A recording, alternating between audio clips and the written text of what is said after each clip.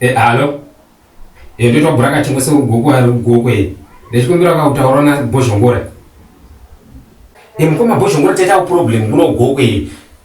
Problem yataita ndeyekuti pakasheka mufundisi handiti. Ndio patara usiku hwese chiroko neBhaibheri neshoko raMwari. Ndio patati yanobva zvadarika. Kechi2 pabva pasheka n'anga inogara pazasa handiti. N'anga yashaika. Takarara usiku hwese tichingomwa doro, usiku hwese tichingomwa doro, vamweni vakadzi tichingomwa doro. Patati zvadarika. Masikati ana izvezvi tatonzwa kuti fambi yedu yaipazasa apa yaigara mumashopu apa.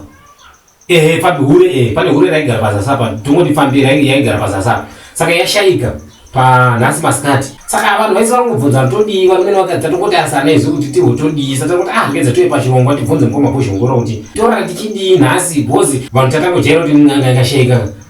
Tongorara tichirwa ngoma vanhu vachimwa doro ndiko zvopashaika hure. Saka tese totongochera toita sei.